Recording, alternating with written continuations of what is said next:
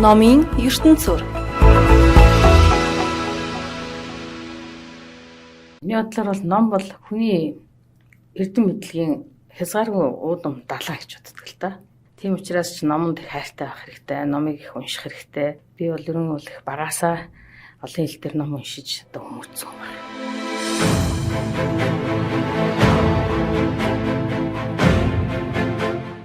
За энэ онож зогсон сайхан тодорхойлт сэтгэлийнхээ үгийг хэлж суугаа эрхэн бол шинжлэх ухааны технологи их сургуулийн үйлдвэрлэлийн технологийн сургуулийн биотехнологи шин тэжээлийн салбарын профессор Совдын Дэлгэрмаа багш байна. Номын ертөнц нэвтрүүлэг маань Дэлгэрмаа багшийг өрн оролцуулсан ус онцлогтой, өөрийн олон сайхан бүтээлтэй номыг одоо шимтэнд дурлаж энэ агуух ертөнцөөс бол одоо уурал ухаарал дээр нутаг учир амьдралын гүн ухаан философи мэрэгжлийн олон өгөгдлүүдийг өөртөө авахаас гадна одоо бусдад түгээж аваа ийм эрдэмтэн багш байгаа. За тэгэхээр энэ сайхан өдрийн мэнд хүргэе. Хоёлаа бүтээлээс шууд ярилцлага эхлэе гэж бодож байна. За та бүхэнд энэ өдрийн мэндийг хүргэе. За би бол одоо шинжлэх ухааны технологийн их сургуульд ажиллаад одоо 20 гаруй жил болж байна. За миний бие бол багасаа бол Орос сургуулиар хүмүүжсэн. Тэгээ Оросын боловсралтай хүн байгаа. Тийм учраас ч би багасаа одоо Оросын алдартай зохиолчдын номыг шимтэн уншиж өнөөдрийг хүртэл одоо ингээд энэ номнуудаар одоо хүмүүжиж ирсэн. Ер нь бол хүн бол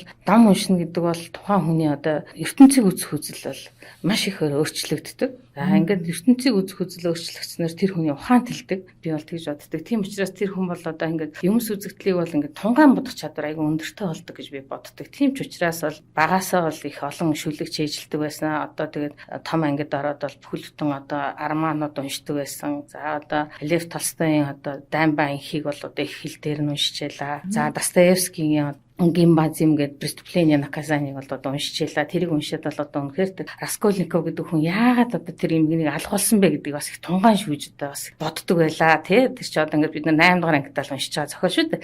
Тэгэхэд одоо 8 дугаар ангийн хүүхдэд тэрийг одоо ойлгуулах гэж тэр багш хичнээн их одоо хугацаа зарж тий тайлбарлаж одоо тэгж одоо биднийг хүмүүжилжүүлсэн. Тэгэхээр 10 жилийн багш нарын бол хөдөлмөр бол бас их агуу их хөдөлмөр байхгүй. Тэрийг бол ингэж цуулгаж тэр хүнийг одоо ертөнцийг харах үзэл тэгээд Горкигийн хэлснээр нөгөө ном бол одоо ертөнцийг харах цонх юмаа гэдэг шиг тэр цонхыг нээж өгдөг. Тэр том гавьяатан хүмүүс бол одоо багш нар байдаг. Тийм учраас би ч гэсэн энэ шинжлэх ухааны технологийн сургууль багшилж байхдаа бас багч гэсэн одоо хувь нэмрээ оруулж оюутнуудтай одоо мэрэгжлийн ном болон орон зохиолын номыг бас одоо хүргэе гэж боддог. Хүмүүс гайхдаг л да намайг ингээд уран зохиолын ном ярихлаар би бол өөрөө бол ингээд нөгөө хэл шинжлэлийн хүн биш. Тэгвэл би бол уран зохиолын номыг бол орчуулдаг.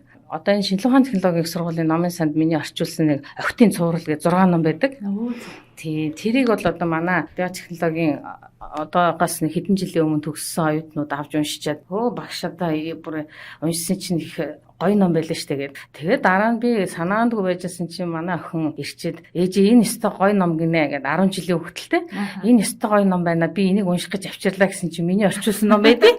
Би тэгээд үгүй чи хардаа наа чинь ээжээ чи орчуулсан ном штэ гэсэн чинь та бити бодлоо хэлээд гэдэг байхгүй юу? Би тэгэхээр үгүй чи энэ хардаа гэсэн чинь нэрээ тийм биш штэ гэд. Тэгээ уншичаад ээж та хэлний хүн биш штэ. Тэгсэн мөртлөө яаж ингэж харьцуултыг гаргаж ирч чадчихна гэсэн байхгүй. Тэгээ би бол юу гэж боддог вэ гэхээр угаасаараа их хэл дээр нь байгаа тэр зүйлийг яг ингээ махчилж орчуулах юм бол монгол хүний сэтгхэнд бол яаж тусахгүй. Тий. Та тэрийг ч сүлэн зөвшөөрж байгаа тий. Тэгэхээр ингээд одоо жишээ нь Орос одоо ингээд нөгөө зүүрц зүгнүүд тэрийг яг ингээ монгол дээр яг хэлдэг яг тэр ижил төстэй тийм синоним гэж ярьдаг те. Тийм синонимуудыг олд ингээд шивтгэж өгөхлөө хүүхдүүд их сайн ойлгодог. Тэгэхгүй тийм нэг махчлаад орчуулсан юм бол ойлгоход хэцүү байдаг. Тэгээ нөгөө өөрийнх нь өссөн орчин, ээж аавынх нь хэлдэг одоо зүйрлүүлдэг үгнүүд одоо байхгүй болохоор тэр хүүхдийн чихэнд бас ингэж хоногшдгүй юм шиг байгаа. Сэтгэл зүрхэнд нь хоногшдгүй. Тийм учраас энүүн дээр би бол маш их ингэж анхаарч тэр охтын юуг бол 6 цувралыг бол орчуулсан байгаа. Тэгээ дараа нь надад Мон судраас бас санал тавиад тэгээ та ийм том армаа орчуулж өгөөч гэдэг энэ Колин Макконгийн одоо дэлхийд одоо шедевр болсон ном байгаа шүү дээ. Өргөс модны дууд шууд гэдэг Таю Шифт Черновники гэдэг. Энэ номыг намайг орчуулж өгөөч гэж гуйгаад тэгээ би нэг зуныхаа амралтаар энийг орчуулсан юм байгаа. Тэгээ энэ ингээд хэвлэгдээд гарсан Мон судраас. Тэгээ энэ номыг бол ингээд бас манай багш нар ингэж авч уншиж байгаа л та. Ер нь бол тийм. Тэгээд уншичаад би багшаа бас та хэл шинжлэлийн хүн биш гэхэд бас тэр юг бол их сайн одоо оруулж ингэж бичсэн байлээ. Тэг зарим юм нь бол үнэхээр ингээд сэтгэл татмаар гоё болсон байлээ шүү гэж одоо хэлсэн. Тэр бол зөвхөн миний ч одоо гавьяа биш бас энийг ч ингээд редакторлж байгаа шүү дээ. Тийм тэр редактор хүний бас их соргог мэдэрч одоо тэрийг засч янзалж байгаа бас их том гавьяа байхгүй юу. Тийм тэгээд бид нар ч ингэж одоо хүмүүстэй тийм номыг түгээх, соён гэгэрүүлэх энийг ингээд уншсанараа хүмүүс бас энэ өөр ертөнцид одоо амьдрал яаж явж исэн бэ? Бүхэл бүтнийг айлын амьдрал те яаж одоо өрнөжсэн бэ гэдгийг эндээс бас ингэж үзэж болно гэж би бодоод бас цаг заваараа бол дараа нь одоо ингээд хүнд үлдцтэй гэж бодоод бас ингэж орчуулгын ном бас хийдэг л дээ. Тийм байна. Ийм уран зохиолын орчуулгын ном ер нь ариун байна уу? Тэгээ ерөнхийдөө бол би Октийн тэр 6 цуврал номыг орчуулсан. Тэгээд энийг том арманыг орчуулсан. Би одоогийн байдлаар энэ ч одоо хэдэн онд юм бэ? Энэ бол саяхан одоо энэ 2019 он 20 оны үед гарсан юм байгаа. Тэгээд сайхан бүтээлийн хэвлэлтэн ч гэсэн их гоё онцлог юм байна шүү дээ. Өөрийнхөө мэрэгжлийн чиглэлээр олон сайхан бүтээлтэй байгаа да тийм ээ. За энэ рүү орё хоёул. Би ч одоо нөгөө хүнсний сургуулийн хууч бол хүнсний сургууль гэдгээс одоо нөгөө үйлдвэрлэлийн технологийн сургуулийн биотехнологи шимт хичээлийн салбарт ажилладаг. Би өөрөө бол микробиологч мэрэгчлээ хүн. За тэгээд микробиолог гэдэг бол шинжилгээ ухааныг бол одоо хүмүүс их сайн мэддэг боллоо л да. Энэ ковидтай холбоотойгоор бас одоо нэг өвчний юунаас болоод хүмүүс ч бас ингээд нэг аягүй их юм судалж байна. Тэгээд энэ микробиолог гэж одоо энэ нүдэнд үл үзэгдэх бишил витамин ч одоо ямар аюултай юм бэ гэдэг талаас нь аягүй их одоо судлаад байгаа байхгүй. Гэтэл бишил витамин чинь аюулаас гадна бас асар их ашигтай. Асар их ашигтай гэдэг. Жишээ нь одоо хүмүүсийн өдөр тутам уудаг тарг гэдэг бүтээгдэхүүн бол бичил витамины тусламжтайгаар бий болдог зүйл. Монголчуудын уламжилж ирсэн одоо эдээ одоо дэлхийн соёлын өвд бүртгүүлсэн хөхүүрийн айраг. Хөхүүрийн айраг бол тэр чигээр бичил витамины үр дүнд одоо гүүний сам айраг болдог процесс. Энэ процессыг тахгүй юу. Тэгээд энэтэй холбоотойгоор бол хүнсний салбарын оюутнуудад зориулаад ийм одоо ер нь бол альва нэгэн багш бүтээл яг одоо мэрэгжлийнхаа юмыг хийж эхлэхдээ бол ерөнхийдөө яадаг вэ гэхээр эхлээд бол ингээд нөө гарын авалгуудыг хийж эхэлдэг л дээ. Оюутнуудтай одоо ингээд судалгаа шинжилгээ хийхэд нь хэрэгтэй гэдэг ийм юмнууд. Тэгээд явандаа бол хүмүүс бол яадаг вэ гэхээр явандаа бол ингээд сурахчгууд гаргаж эхэлдэг. Тэгэхээр нэг өсөндөө ингээд нөө туршлага хөндлөлдөг. Ингэж цараад хэлээд хуримтлалаа. Тэгээд эцсийн дараа за би ч н одоо нэг оюутнууд ганц сурах хүч хэмжээнд хүрсэн болоогүй болоо гэж өөрийгөө туршиж үздэг юм шиг байгаа. Би бол хувьдаа тэгж боддгийг. Тэгээд яг бид нар бол ингээд хүнсний өвдөгтөний чанар аюулгүй байдлын шинжилгээний аргууд гэдэг миний хамгийн анхны одоо бүтээл бол энэ бүтээл л дээ. Энэ анх бол би 2009 онд гаргаад тэгээд 2015 онд хоёр дахь бүтээлийн одоо юуг нь гаргасан хэвлэлээ. Тэгээд энэ бол одоо манай үе үеийн хүнсний сургуулийг төгссөн хүүхдүүдийн ердөөсөө ширээний ном. Энэ дотор юу байдг вэ гэхээр энэ дотор одоо ажиллаж байгаа хүүхдүүд ч энийг харж агаад хүнсний бүтээгдэхүүндээ задлан шинжилгээ хийдэг. Та бидний одоо ингээд идэх дэлгүүрээс худалдаж авахд ингээд бүтээгдэхүүний арталт одоо ингээд найрлага гэдээ байгаа тийм ээ. Ингээд уураг өнөөх өөх тусна тэд гэд тэрийг гаргахын тулд заавалчгүй задлан хийдэг. Тэгжээж тогтоодог байхгүй. Тэгээд тэрийг тогтоохын тулд яадаг вэ гэхээр энэ одоо номыг тавьж агаад тэр задлан хийдэг. Ийм онцлогтой. Дээрээс нь өнөөдөр хүнсний аюулгүй байдал гэдээ маш их ярьж штэ тий. Тэгэхээр хүнсний аюулгүй байдал гэдэг бол юу байдаг вэ гэхээр үндсэн хоёр том ойлголт байгаа л да. Нэг нь бол бичил витамин, нөгөөх нь бол химийн хор гэдэг ийм хоёр том юм байдаг. Тэгэхээр энийг бас судлахтаа бол яах вэ гэхээр энэ аргуудыг ашигладаг. За дараагийнх нь бүтээл бол энэ хөрөнгөний бичил витамины судалгааны арга аргачлал байгаа. Энэ бол өстой цэвэр одоо айраг тарганд байж байгаа бичил витаминуудыг яаж судлах вэ? Тэдгээрийг гаргахтаа одоо юуг анхаарах вэ гэдэг ингээд энэ бүх нарийн ямиг ингэж тусгасан байдаг. Энэ бол одоо ингээд микробиологийн одоо мэрэгчлэр сурж байгаа хүмүүсд хамгийн том одоо ийм гарын авлага болдог байгаа. За дараа нь болохоор энэ ферментийг ялган тодорхойлох аргууд гэдэг байгаа. Аливаа нэгэн амьд организмын одоо задралын процесс та бидний ч гэсэн эдсэн хоол яаж задардаг вэ гэхээр гид цодод нөр ферментийн тусламжтайгаар задардаг. Тэгэхээр тэр ферментийг яаж тодорхойлж болох вэ? Тэр фермент хэр идэвхтэй байна? Идэвхтэй ажиллаж чадж гэнэ үгүй юу гэдгийг одоо үзэх. Тэгтээ энэ одоо энэ юг ашигладаг ийм одоо аргуудыг бид тодорхойлсон байна. За тэгээд би түрүүн хэлсэнтэй ингээд нэг гарын авалгууд хийж байгаа хүн чинь яах нь сурах хүчийг өчтдөг юм бэлээ гэд би түрүүн хэлсэн. Тэгээд яг боловсролын 100 жилийн тохиолдуулаад манай шинжилгээ ухааны технологийн сургуулиас 100 сурах хүчийг гаргуулсан. Тэгээд тэр 100 сурах хүчийн нэг нь бол одоо бидний хамтын бүтээл болох энэ хор судлалын үндэс гэж энэ ном байгаа. Тэгээд энэ номыг бол бид нэр ингэж хэвлүүлсэн байгаа. Тэгээд энэ нь бол одоо манай сургуулийн хүнсний чиглэлээр сурж байгаа хүүхдүүдийн хамгийн одоо том гарын авлага болж явдаг ийм онцлогтой байгаа. Тэгээ яг би өөрөө эрдэмтэн хүн, доктор хүн учраас бас ингээд нэг монограф хэвлүүлсэн байгаа. Ковидын үед би одоо хөл хорионы үед хүн чинь бас их бүтээлч байх хэрэгтэй байна. Тэгээ хүн ингээд гэртээ зүгээр суугаад бас байж боломгүй санагдаад тэгээд би тухайн үед бол энэ монографыг хэвлүүлсэн. Тэгээ хэвлэлжтэй гаргасан байгаа. Тэгээ энэ бол миний одоо тэр нэг хэсэг байгаа. Тэгээ хамгийн сүүлийн бүтээл бол яг энэ микробиологийн шинжээчид лабораторид ажиллаж байгаа хүүхдүүд надаас та нэг тижэл торчны талаар гарын авлага гаргаач багшаа гэдэг. Тэгээд би энэ тижэл торчин хэрэглээ гэдэг юм гарын авлага гаргасан. Энүүн дээр бол ямар ч бичил битнийг одоо ялгахтаа ялган дүүхтээ ямар тижэл торчин ашиглах уу? За ингээ ургуулсныхаа дараа яг тэр тухайн бичил битэн чинь мөн үгүй юу гэдгийг таньж одоо тодорхойлох нь их чухал байдаг учраас энийг бол одоо гарын авлагыг ширээн дээрээ тавьж байгаа одоо судлахад бол айгүй төхөн болох байхаа гэж би бодоод байгаа. Тийм учраас тийм үүднээс би энэ номыг хийсэн юм байна. Тэгээ энэ бол миний ковидын үед хийсэн бүтээлүүд.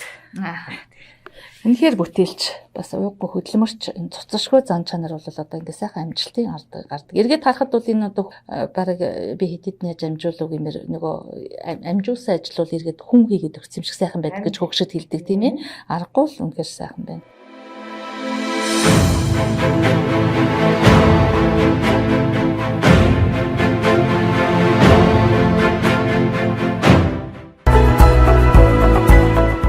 Номын ертөнцөөр.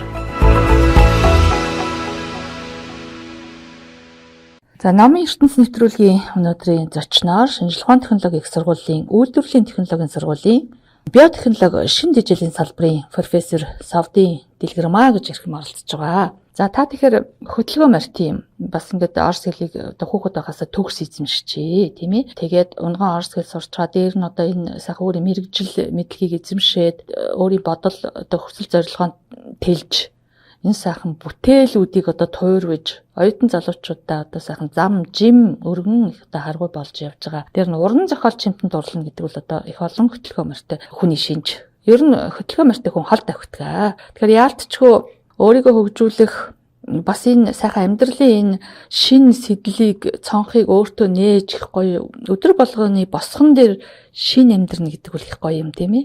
Өөр хүүхэдтэй энэ шавнартаа үлгэр дуурайлтай амьдрахын одоо их сайхан сэжим юм да. За тэгэхээр та өөр бас их олон сайхан авис чадварын эзэн суугаа бах. Олон сайхан цуглуулга гэдэг юм уу номын ертөнц дотроо эндээсээч бас өөр. Ер нь одоо бидний амьдралаас авах таашаалч бас цаглашгүй ариун байдаг шүү дээ. Тэгээд хобби, хувь хүний нэг сайхан тийм мөрдлөг гэдэг юм уу амьдралыг үзэх нэг сайхан хандлага гэдэг энэ хувь хүний философиудаа хандсан энэ талаар хоёлаа жоохон тодруулж ярив. За яг одоо хүн болгон тийм нэг өөр нэгэн сонирхолтой байх хэрэгтэй гэж өөр нь ярьдаг л да. Миний сонирхол яг юу юм бэ гэд бодоход бол би ер нь их багасаа их дуулах туртай тийм хүн байхгүй.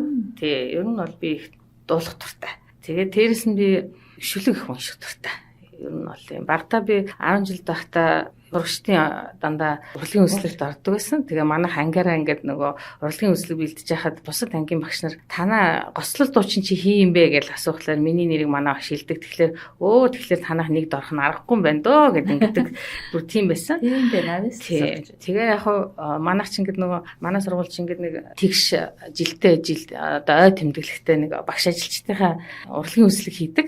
Тэгээ манайх нэг урлагийн үзлэг одоогоос хэдэн жилийн өмнө 50 жилийн ойгоороо хийсэн. 50 жилийн ойгоор хийхэд нь би анх удаа дуулж хүмүүстээ одоо өөрийнхөө авьяасыг харуулсан. Тэгээ тэрнээс хойш манай сургуулийнхаа шинжлэх ухааны технологийн сургуулийнхаа дэгээ огч та нэг дуулаач гэж ихтгэдэг тийм болсон. Тэгээ сая хэдэн жилийн өмнө манайх 60 жилийн ой болсон. Ингээд 60 жилийн ой болоход манай захирал намайг дуудаад за Дэлгэрмаа манайд шүлэг уншдаг хүн байдгаа чи нэг шүлэг л уншина да гэдэг байхгүй. Тэгээ яг би тэгдгийн тухайн үед нь за би тэгвэл шүлэг уншвал би ганцхан л шүлэг уншина. Би орс дээр л уншина гэдэг байхгүй. Тэгсэн чинь гоо чи одоо ингээд дандаа ингээд зөрдөг гэдэг намайг.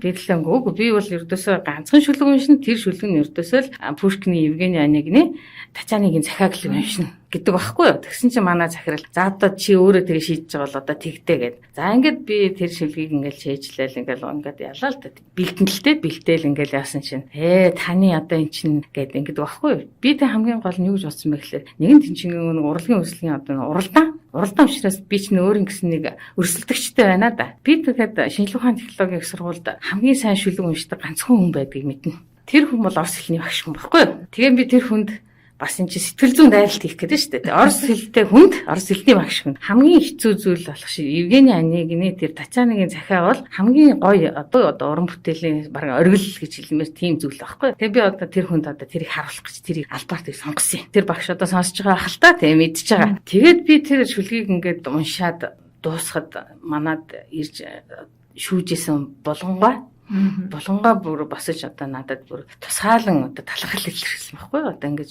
үнэхээр одоо төрлөх одоо орс хэл дээр бүр ингээд яг орс хүн шиг сэтгэл хөдлөлийг оюутнуудыг бүр ингэж огшоотлно гэж уншсан чамд их талархлаа гэж надад хэлсэн юм аа. Тэр яг үнэндээ бол одоо тэр миний өрсөлдөжсэн тэр хүн бол үнэхээр бол одоо шоконд орсон л да. Намайг тэгж хэмжээнд уншина гэж бодоагүй л байх гэж би бодоод идэгэн.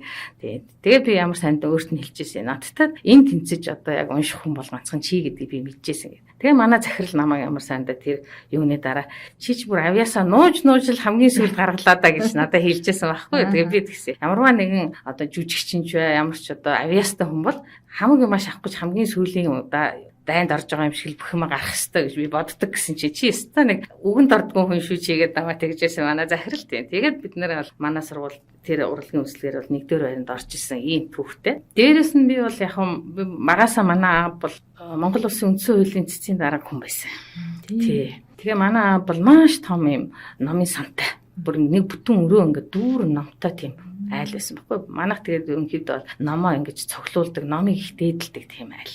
Тэгээд манай аав бид нарыг тусдаа гарахад бол бүгдэнд нь гэж тэр номноосоо хувааж өгсөн. Тэгээ манайх ч гэсэн би ч гэсэн одоо гэртээ нэг том шкаф дүүр номтой. Тийм би ч ном цуглуулах их дуртай тийм хүн байгаа. Тийм дээр номыг бол цуглуулахдаа бол би яадаг вөхлөөр хөвчлэн би дандаа ийм бот-ботоор нь цуглуулдаг. Тийм нэг ганцаар нь бол нэг цуглуулдаг. Ерөнхийдөө бол бот-ботоор нь цуглуулдаг. Надад бол дээрийн одоо библиотека приключения гэдэг 20 бот ном байдаг. Лев Толстойн одоо Война и мир тэгэл одоо бүх бүтээлүүд нь байдаг. Достоевскигийн бүтээлүүд байдаг. Ер нь их тийм баялаг ариун одоо би номын сантай л да. Тэгээд миний номын санд байгаа номнууд бол их дандаа орс хэл дээр байдаг. Би яг орс дээр нь л уншдаг. Тэгэхээр манай багш нар намайг тэгдгүйсэн бид нар ч ингээд ийш тийш явна л да. Би тэгээд дандаа нэг юм орс ном барил явдаг. Гэхдээ ч одоо ямар их ном уншдаг л тэгээд цагийг бас ингээд зүгээр өнгөрөх биш тархиад хэлэх тийм ээ номоо унших тэгээд тэр номыг уншсанараа бас ухаарлаа авах. Тэгээд би ингээд заримдаа хүмүүс ингээд нэг ном уншичаад за энийг уншсан юм чи ингээд орхичдаг. Би бол тэгдэггүй. Би ер нь бол уншсан одоо багадаа уншсан номоо дахиад уншиж байгаа. Яа тэгэхээр багадаа уншиж тэр номноос авсан сэтгэгдэл одоо ингээд ийм насанд ирчээд одоо унших хоёр бол шал өөр байдаг.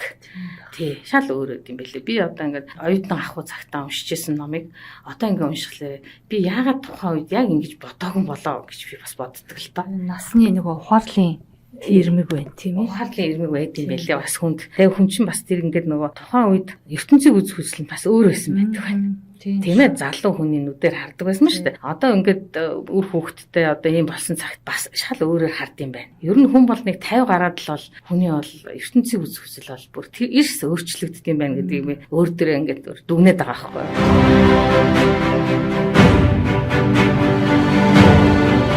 Шилжилээ харсан олон сайхан халигд салгисан зорилго бол одоо танд сэтгэлд нь одоо бөөр одоо гарааны туг болоод намирч байгаа нь ойлгомжтой. Барайны цэг бас их тодорхой байгаа нь бас тодорхой. За тэгээд энэ олон сайхан орчуулгын номоо нэмэн бүтээлээ нэмэн тийм ээ. Уран зохиолын орчуулгаа нэмэн. За энэ мэрэгжлэрээ бол мэдээж олон сайхан сурах хүчиг гарын авлага дээр нь оюутнуудад одоо үнэхээр өв туршлах болох мэдлэг өгөө одоо үлдээн гэж одоо бодож байгаа лавтай. Тийм би ерөнхийдөө бол одоо бол хоёр сурах хүчиг одоо юу гэдгийг одоо гар бичмэлийг хийцэн байгаа. Тий одоо тэр редактортай шалгуулна тэгээд хэвлэх барих гэл асуудал байна л да. Тэгээ яг одоо дараа жилийн өдөрт бол бараг бичээд хэвлэгдсэн байх болов уу гэж би өөртөө бас найдаад байгаа. Үүнээс гадна бол бас бид нар чинь соён гэгэрүүлэх ёстой багш хүн чинь бас ингээд нөгөө маст одоо нийгэмдээ одоо ингээд сайн сайхныг авч явах ёстой хүн байхгүй тий. Банко зүрхээ гаргаад ингээд гэрэлтүүлээд алхдаг шиг багш хүн чинь бас тийм гэрэлтүүлэгч байх ёстой нийгмийнхаа тэргүүн өмнөнд явах ёстой хүн учраас би одоо энэ хүүхэд залуучуудад бас зориулаад энэ орчуулгын бүтээлээ хийх миний тэр нэг хүсэл байдаг л да. Өөрөө нэг уран зохиолын ном бичиж гэж би бодоод байт. Тэгвэл би бас нэг үнэхээр зохиолчулж чадах болов уу гэдээ бас өөртөө бас нэг тийм шалгуур тавьчихад байгаа юм л да. Тэгээ тэрийг хийж чадах нь уу гэж бас бодоол эргэлзээл. Тэгээ ер нь бол нэг тийм уран зохиолын ном би нэг бичиж үзье гэж бодоод байгаа. Ер нь бол миний далд одоо тийм юунд байна л та бодол. Тэгэлгүй яа. Сэтгэл зүрхийг төөнж явах сайхан зорилго байна тийм ээ. Бүтгэн дамжиггүй.